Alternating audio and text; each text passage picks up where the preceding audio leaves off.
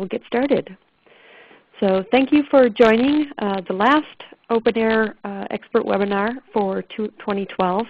And the focus this time is to talk about maintenance items on an annual basis, especially for those of you who are administrators, things that you may have a checklist for. Just double check that checklist as we head into January, which for many of you is a new fiscal year as well. So what we'll be going over are some typical maintenance checklist items that we find with customers. If your fiscal year is slightly different than a calendar year, these will still apply to you because there are some things to still consider for the calendar year. And of course, as your fiscal year switches over, you'll want to add these to your fiscal year maintenance checklist.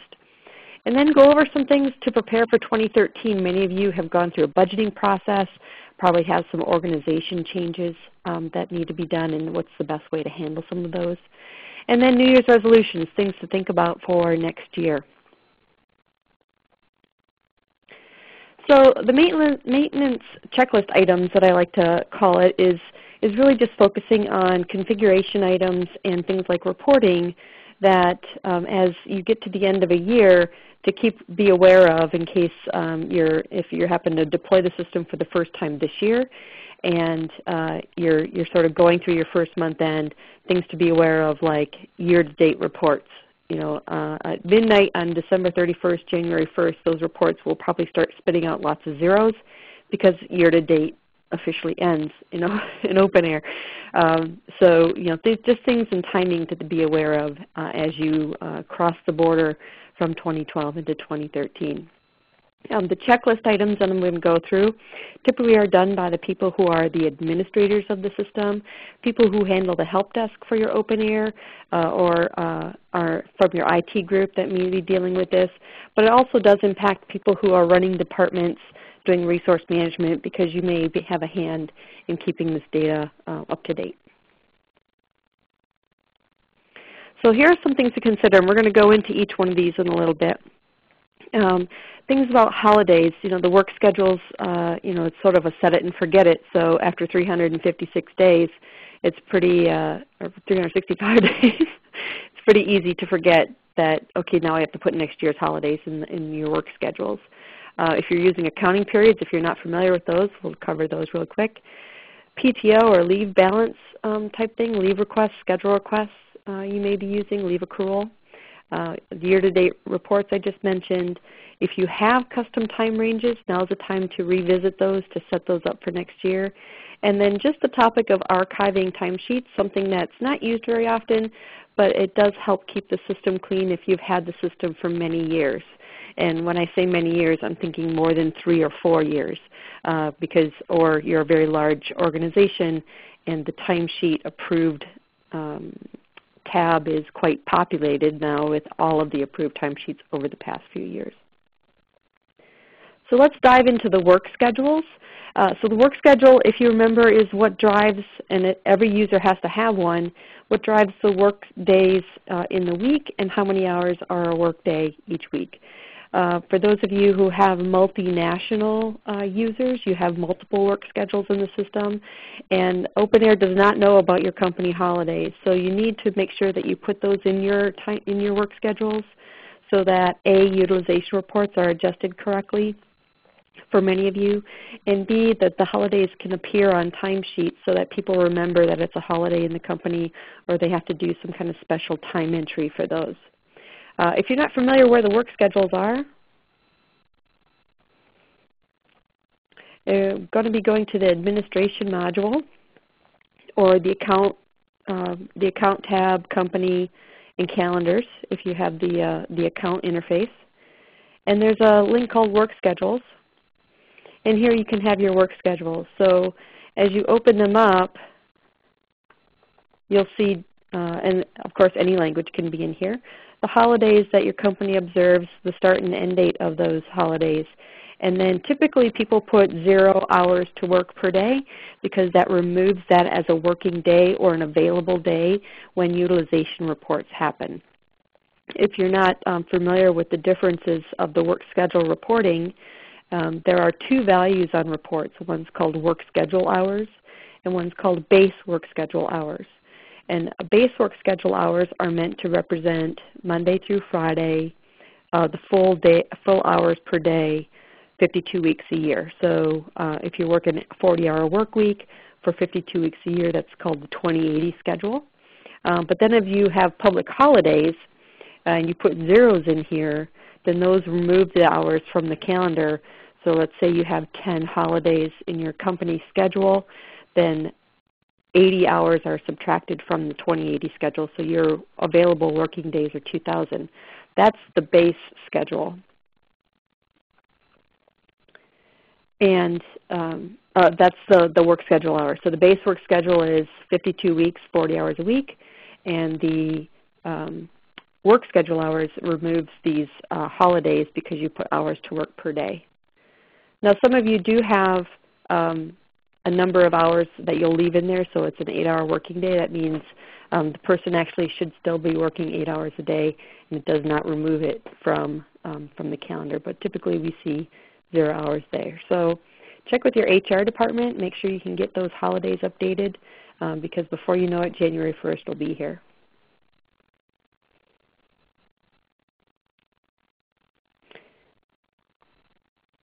And I'm going to unmute. The conference has been unmuted.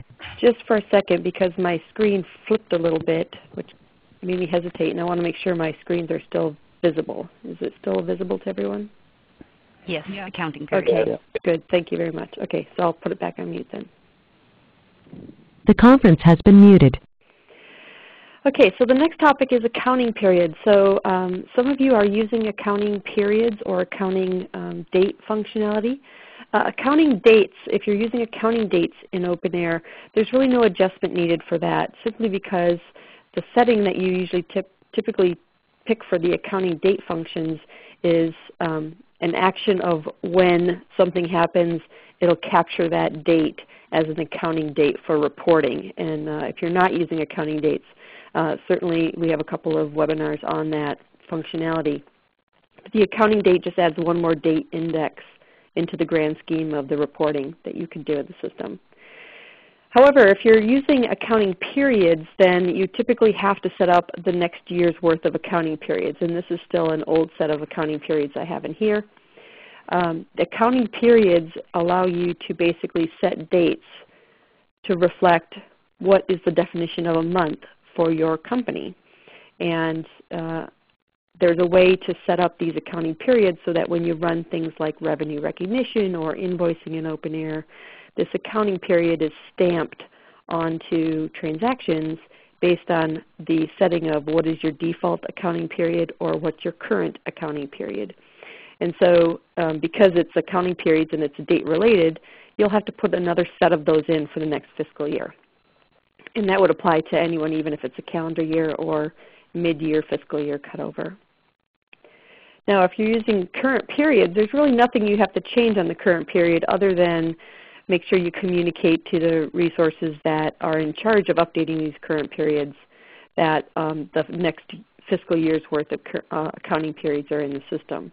And a current period allows you to basically give regional control or office level control to people to say when an accounting period actually does close in OpenAir. OpenAir does not do official accounting, but it does enable you to be able to do accounting type reports to compare with your accounting system so at least numbers can reconcile.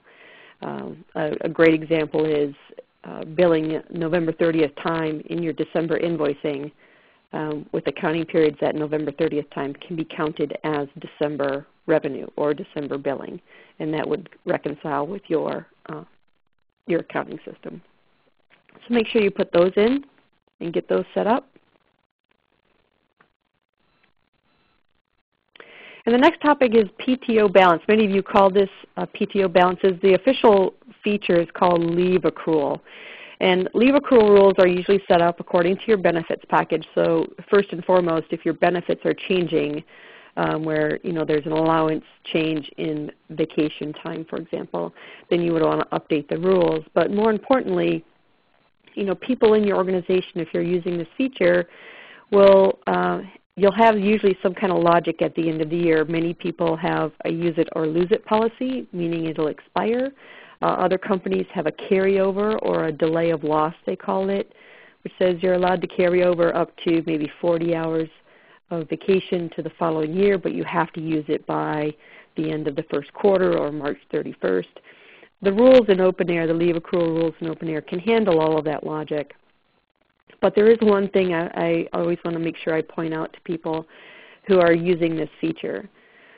So OpenAir does have an automatic expiration feature that is related to how you have the rules set up. And what happens is, if you have a positive balance, saying you have maybe 2 hours left of vacation, and your policy is you expire it at the end of the year. So on December 31st, at the end of the day when the PTO runs or the leave accrual features run, it's going to say enter a negative 2 hours transaction automatically in that person's leave accrual transaction list. And it'll have a little note that says loss of accrual. And that'll make sure that the user gets down to a 0 balance. And then, of course, in that situation, then usually the following year kicks off, and either you give people an allotment or they start earning it fresh at the beginning of the year. And so that's an expected behavior based on how you have the rules set up. But what is not an expected behavior is negative balances. So some of the organizations that use this feature allow people to basically go negative in their vacation balance or borrow against vacation for the following year. And if you allow people to go negative, OpenAir does not see that as time that needs to be expired because you already ran out of time. So let's use an example of somebody borrowed an extra day of vacation, negative 8 hours. That negative 8 hours at the end of the year, there's nothing to expire because there's nothing there. It's less than 0. So OpenAir ignores that balance and continues on to the next year, calendar year. And then as the person accrues vacation, great, they start accruing vacation again. If your policy is to always zero out your balances at the end of every year, even if you borrowed it and HR does some special feature functionality, OpenAir will not zero that negative balance out automatically. You have to manually do that. Otherwise, that negative is just going to continue to carry through to the following year, and when you run balance reports, the negative will get picked up as a negative against what the current allocation is. So that may be behavior that you want. You want the negative to carry through because it counts against their vacation for the following year. Or if you want to start fresh with a 0, you will have to do a manual transaction.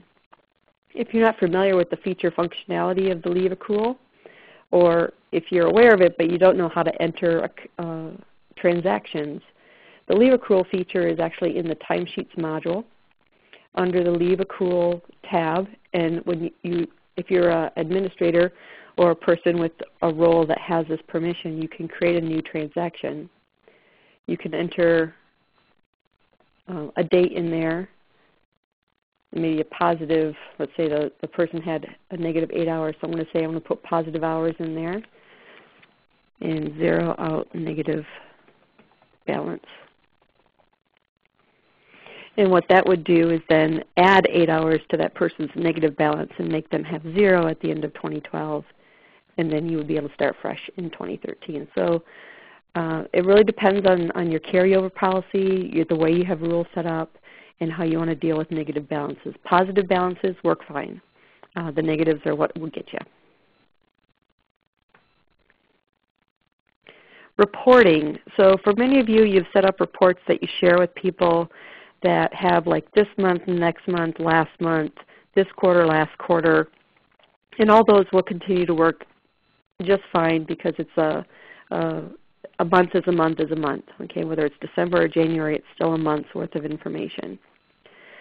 But the things to think about are any reports that you have with a monthly YTD, year-to-date setting on it, or pretty much any year-to-date setting, because the year is defined as December 31st. So a great example is I personally have a dashboard that I use, which just has a running total of like last month, this month, and next month. And I just have this running total going, but it's a year-to-date accumulation report. And what I do is I look to see how the billing has been earned over the course of the year. Well, on December 31st, my year ends, and January starts a brand new year. So if you take a look at how my chart looks, here you can see that there's an accumulation of November, December, and then January shoots down to 0. And that's because this is a year-to-date report. And of course, January will start a brand new year, and everything starts at the big whopping 0 from my forecast from a year-to-date perspective. So I would have to fix this report if I wanted to continue to see this 3-month trend instead of doing a year-to-date version. I could do inception to date. That's not exactly what I want. I want fiscal year reporting. And this is where custom time ranges come into play. So just be aware of any year-to-date reporting, especially any reports that your management is using to say, well, how was performance last quarter? And they're using some kind of year-to-date reports.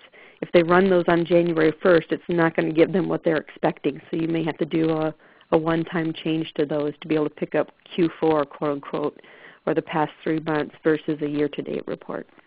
Okay? So that does bring us to custom time ranges. So some of you on the webinar have custom time ranges set up simply because a month is not a month, or you want the headings of reports to look cleaner, to show information quarterly with like a forecast or an actual type naming convention in the title. If you're not familiar with custom time ranges, basically it gives you the ability to redefine what a time range is for reports. They're back in the administration module under custom time ranges. And if I look at this 2012 company view, it shows me Q1, Q2, Q3, and these are basically periods. So if I said monthly for 2 months, it would give me, let's say, the current month and next month, it would give me November and December. On this report, you actually define what a period is, so it can be anything. And as you can see on this custom time range, I have a definition for Q1, which is 3 months. I have a definition for Q2, which is another period. Q3 is another period. But then I've actually broken out Q4 into monthly increments. So just between rows 2 and row 7, I have 6 periods on this. 3 of the periods are quarters, 3 of the periods are months. And you can do anything you want here at the custom time ranges. It gives people the control to have sort of a prior to and future view and break information down for the current year in different categories. What it can't do is what many of you do in Excel, and I even have an Excel sheet that does this, where it has quarter 4, October, November, December, total for quarter 4. Quarter 1, January, February, March, total for quarter 1. So it can't quite do that fancy of a time range, but it can give you the ability to do reporting and break it down by the different quarters of information that you want, or months, or days, or weeks. Those of you who are on like a 4-4-5 schedule, which means a month is defined as 4 weeks, the next 4 weeks, and then 5 weeks, so that you get a slightly different definition of a month in OpenAir. You are using custom time ranges most likely to get the reports accurate for a monthly report. And just be aware that OpenAir will not create the next set of these time ranges for you. You would have to manually put those in the system and be able to use those going forward. What I've seen work in some cases for customers who have an ongoing need to have an adjustment calendar on their reporting is to set up sort of a generic name, such as federal calendar year by quarter. Open that up, and then each year you're updating the definition behind the scenes here. So this is set up for 2012. On January 1st, I would go through and update this to be 2013, change the dates and change the titles here, so that all the reports that are set up to already reference this time range would just start pulling 2013 information versus 2012 data. So a little bit of a report maintenance there that you can think about.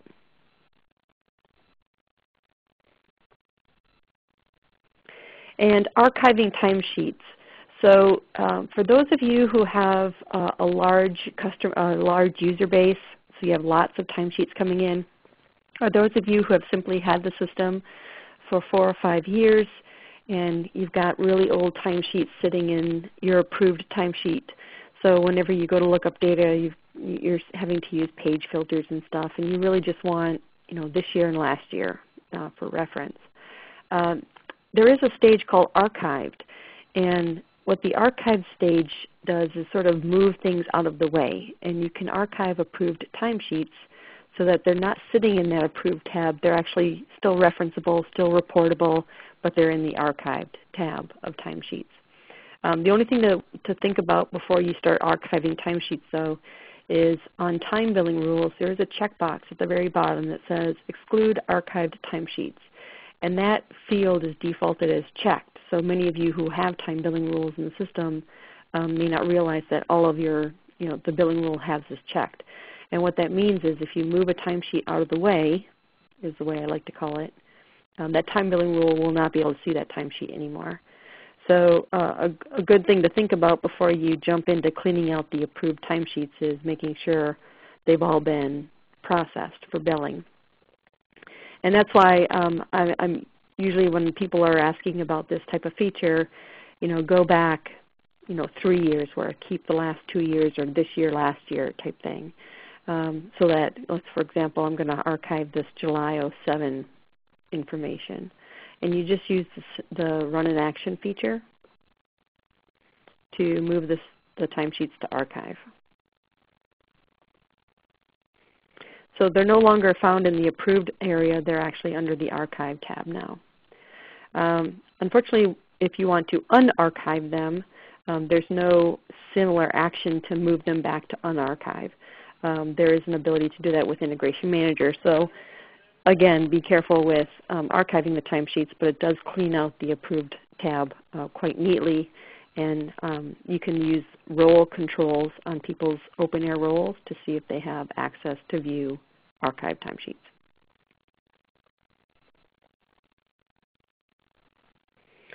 So those are some typical maintenance items that we see that customers have to think about as you head into the January time period. Other things that are typical within organizations are the annual reorganization or some policy revisits, changes, promotions, average bill rate targets, costs, all those things that happen within a company as you continue to grow and make sure that you can handle the growth and the scale of how the work's coming in and keeping your organization reinvented. So we're going to go into a few of these to give you some ideas of how to handle or what to think about when it comes to OpenAir data that you may have loaded in OpenAir.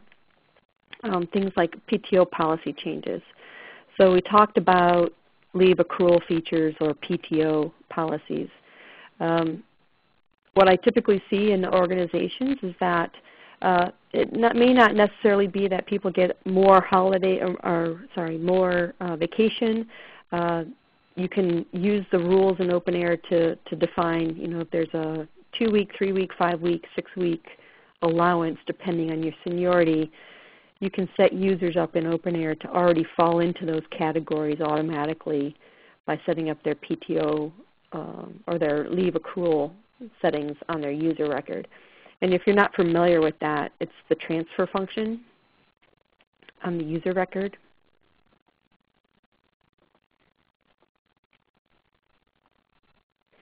And so depending on what your policy is, you could say that this person gets vacation for 3 weeks until they're 5 years with the company. And then they get 4 weeks after that. And how you would handle that is by setting up this transfer balance. So at the end of 12/31/12, whatever may be left over that can be rolled over, it will be rolled over into the new category, the new rule, and be considered as part of that rule. So somebody that comes into the organization, you don't have to update them every single time. You can set all of this up ahead of time and let the seniority of the system just roll them into the next category automatically. The thing that changes typically, though, is maybe the floating holiday allowance. Some companies commit to their users that they get 10, 15, 20 holidays a year, not vacation, but actual holidays, public holidays. And things with maybe New Year's Day falling on a Saturday, or those of you in the U.S., July 4th falling on a Sunday, things like that, then you may be getting what's called a floating holiday, where you can actually take time off in lieu of the fact that the holiday was not scheduled during a normal work week. And those floating holiday allowances are the things that you have to sort of touch the users every year to update what they're allowed to use as far as floating holiday balances for the year. Or set up a generic floating holiday rule, and then before January 1st starts, change the amount that they're allowed to get each year so that the amount that they're burning on vacation or on floating holidays on your time off or your vacation project knows what the limit is for those. Okay. User promotions. So here is where OpenAir is only as smart as what you tell it. So if people move from a consultant to a senior consultant role, which may be an automatically higher bill rate, they may be billing customers out at a different rate, their cost is higher, OpenAir won't know that until you tell it. So just be aware that I see a lot of promotion activities happening in the December, January timeframe to align with fiscal year end. Of course, this also may occur throughout the year depending on what your company policy is. For those of you who are administrators, see how best it is to coordinate with HR to make sure that you're capturing that information correctly in OpenAir, especially if you're doing some kind of costing or profitability reporting or some kind of automatic bill rates that may impact the burn of certain projects as you're going through. And utilization targets. So typically annual budgets that are set up have an expectation of how many hours people should be working that are billable at a default bill rate to a customer. And based on the roll-up of all that information by department, by company, by office, by country, that's where the company gets their revenue targets that they're measuring themselves to get throughout the fiscal year. So if you're not using target utilization is a great feature to be able to sort of adjust what is the goal of everyone, to adjust individual people to say how many hours they have available or how many hours they would need to achieve in order for them to maybe get their compensation targets or for the company to be able to achieve their goals of revenue for the fiscal year. The target utilization feature also it's a real simple feature that basically creates a new set of reports, or reporting fields, target hours and base target hours. And all it is a table that takes the percentage you give it and multiplies it by the work schedule. And so that's where the target hours and base target hours come from. If you're not using this feature and you're interested in it, it's actually a feature you can turn on under the optional features section. Enable target utilization. And when you have it turned on, a target utilization link shows up on the user record. And now you can put a start date in of when this particular percentage applies for reporting purposes, and then put the percentage in.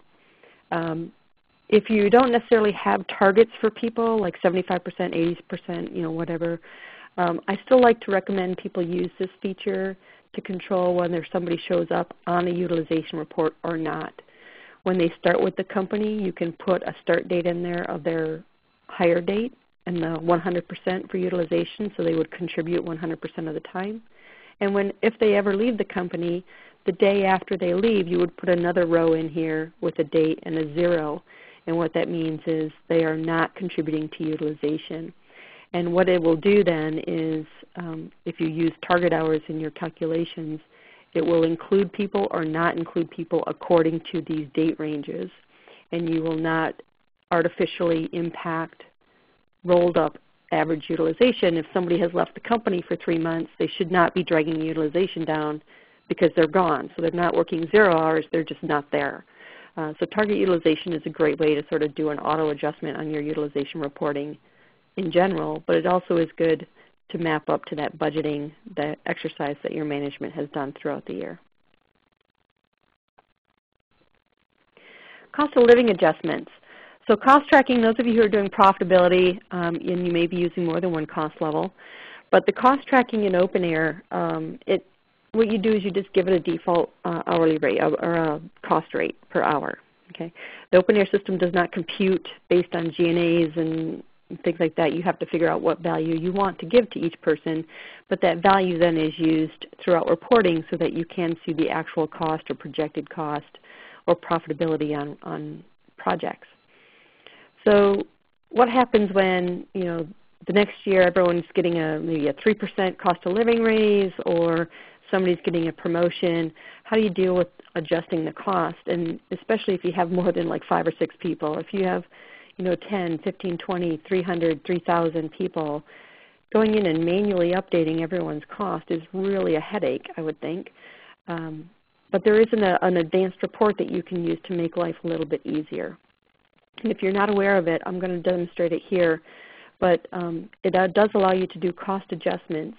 And in the case that I'm going to show you, it's actually going to show you how to save current year cost, and then you can use Integration Manager to update next year cost with just a new default cost value for everyone. So if you're not familiar with it, in the Reports area, in the Advanced tab, there's some resource reports. And although a lot of these reports can't be used by many customers based on their configuration, some can be used, some cannot. The one that can be used by pretty much everyone is % historical utilization. It does not break things down into maybe your unique utilization, but it has a unique feature associated with it. And that is the ability to basically adjust cost on users based on the utilization it's reporting. So I'm just going to run a sample so you can see what it does.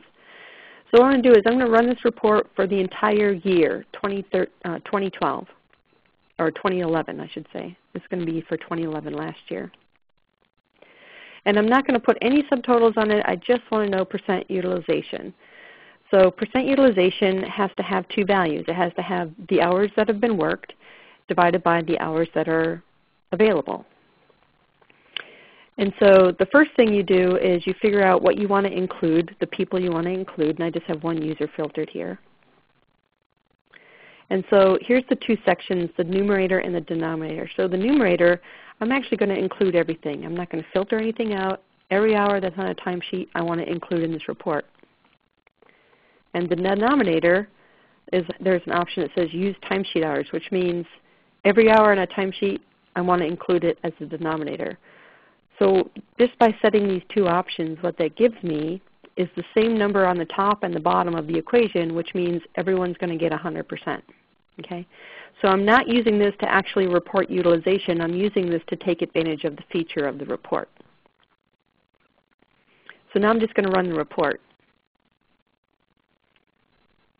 And I have this person, Robert August, that will come up. And of course it's 100% because it's all hours divided by all hours, right? Which is fine. So 100% of my cost is the same cost. But notice something here in the tips area. There's an option here that says click here to adjust users loaded cost. When I click on that, a window is going to pop up and it's going to ask me, do I want to overwrite what already may be in the cost table? I'm going to go ahead and say yes and run cost adjustment. Oops, I forgot to check the box.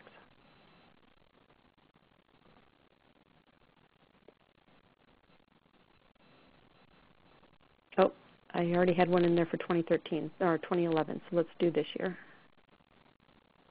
and rerun it. So you can only put one cost adjustment in for the year, as you could tell from the error that I was getting, unless you have other cost adjustments. Oh, goodness. You would do it for the annual period, honest. But apparently I can't do it for the end of this year because it's 2 weeks away. So I'm just going to put it in for the month of December, which is strange because it'll let me do that in the future. And let me do it for last month as well.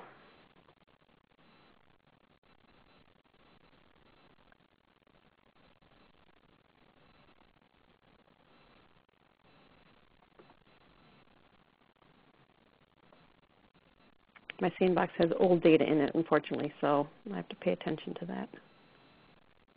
Okay, let's see if I can go right in here. Okay, so now if I go look at Robert August's user record, the feature's a bit tricky, as you just noticed. When I look at the cost table, you'll see that that cost entry that I just created for last December got put in here because it was 100% utilization, and that would put the 90 cost in there, which is the current cost. It should have also allowed me to do the whole of 2011. I'm not sure why it didn't let me do that. I must have had something else in here besides that. But then what you would do is for Integration Manager, then you would go through and update this to be whatever the new value is for 2013, save it, and you're done. So it should be really as simple as running the 100%, entering a cost adjustment across all the users. You may run into some challenges like I did. Let us know, because we always like feedback on things like this. If you already have some established cost adjustment procedure in, where you're doing this on a monthly basis to adjust costs based on utilization, unfortunately you won't be able to take advantage of the full year cost adjustment feature. But if you're not doing cost adjustments at all, this actually is a quick and easy way to get it done for the fiscal year.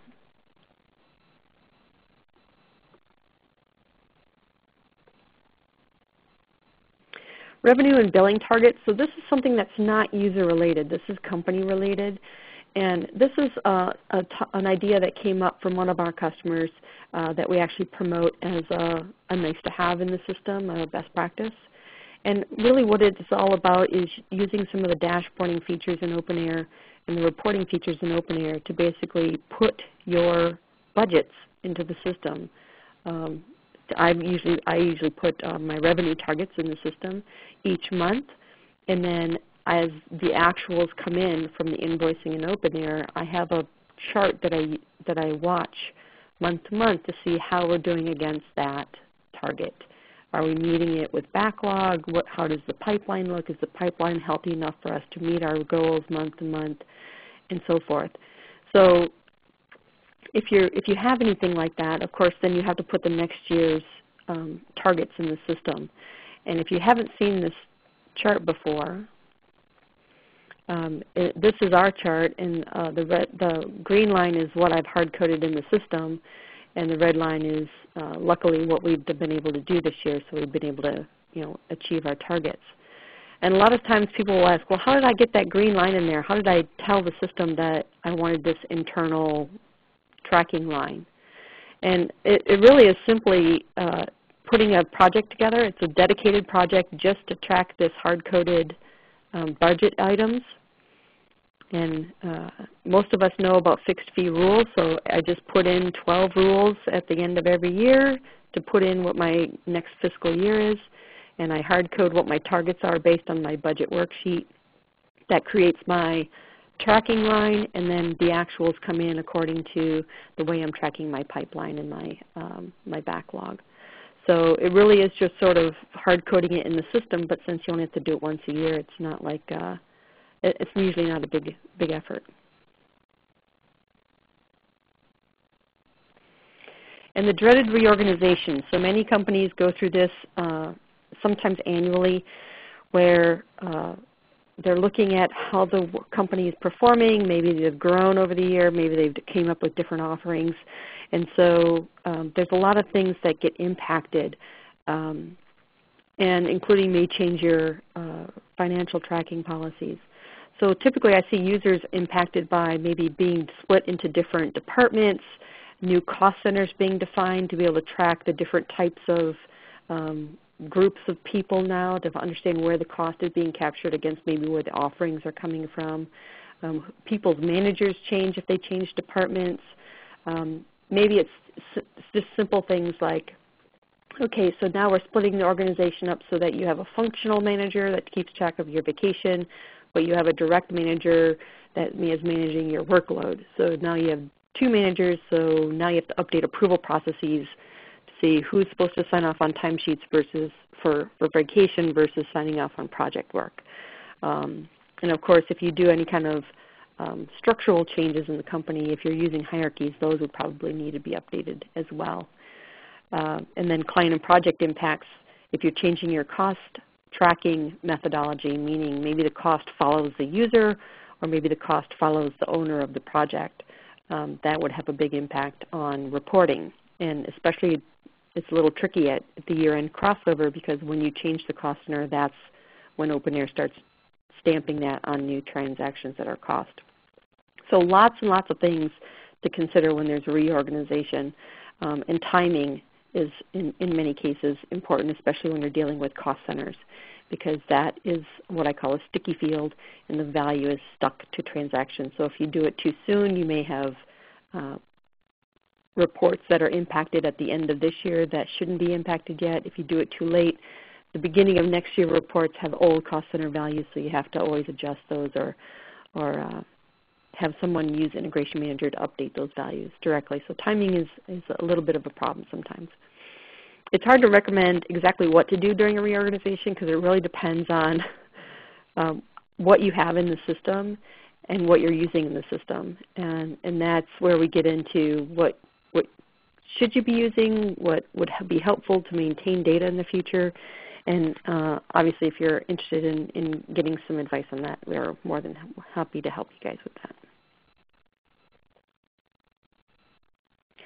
In many cases, Integration Manager will help you with reorganization updates quicker.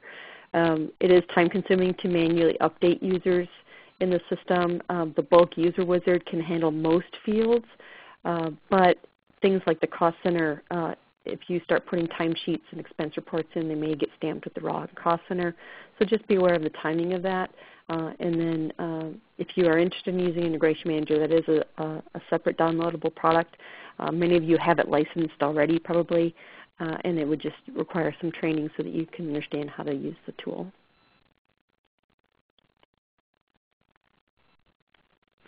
So that brings us to New Year's resolutions.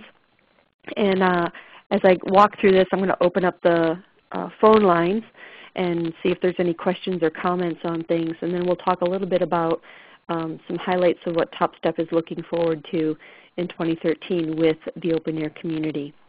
So I'm going to go ahead and open up the phone lines and go through the New Year's. The conference has been unmuted. Oop, a little loud on some of these. So let's need a couple of lines here.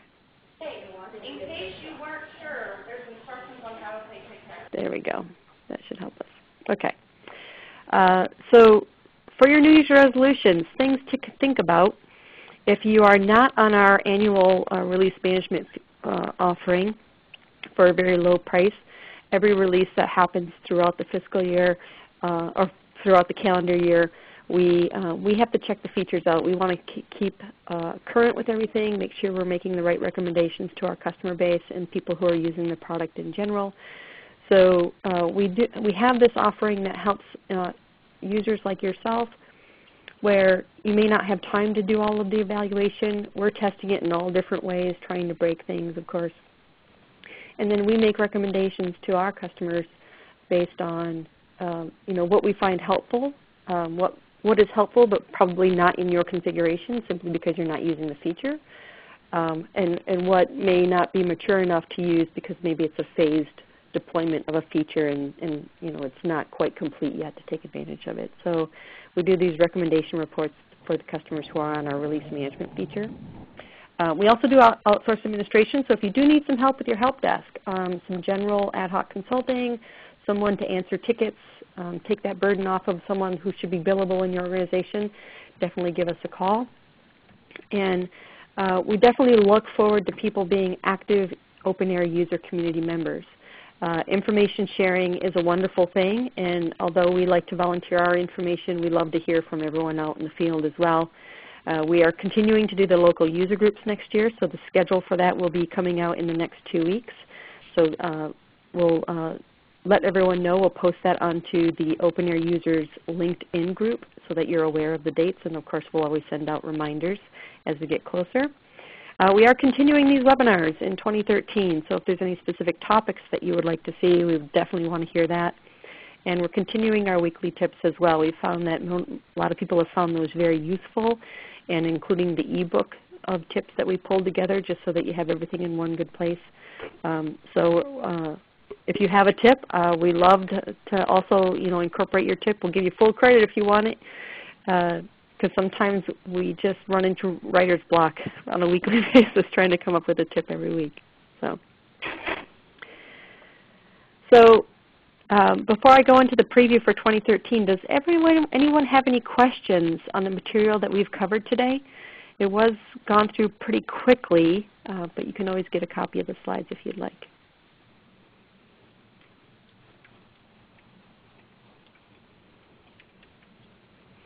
So let's talk about what we are thinking about doing for 2013. We've gotten lots of support from you guys in the user community, and we're really appreciative of that. So we wanted to share what our initial visions are for next year.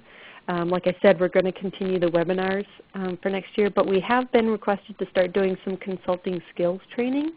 So this is not necessarily focused just on OpenAir, but it's how best to deal with consultants that are on site and consultants at home, what their responsibilities are. And of course, because you're OpenAir users, we would factor OpenAir into for that responsibility. Also, as we meet more and more of you in the user community, we've started developing this what every OpenAir system should have checklist. So features that have come over the past few years that are not standard and not turned on in new systems. So these are the features that we always like to make sure we recommend to people who may not be aware of them. Okay. And then we are coming out with some integration packages. So Salesforce integrations are something we've always done. NetSuite integrations are something we have started to do quite a bit of this year, actually. So we'll be coming out with some packages for those if you're interested, and then continuing the local user groups and version 2.0 of our ebook. So stay tuned for that. And again, Sweet World's going to be happening again in May 2013 over in California area, and we are expecting to be a sponsor again, so we look forward to seeing everyone there. So feel free to drop a note to us, go to our website, read more about OpenAir tips, and listen to the recording webinars that we have in the system already. Love to hear from you, so drop a note whenever you can. We are starting to do more top step tweets as well. So we look forward to working with you in the OpenAir user community the last couple weeks of 2012 and definitely throughout 2013.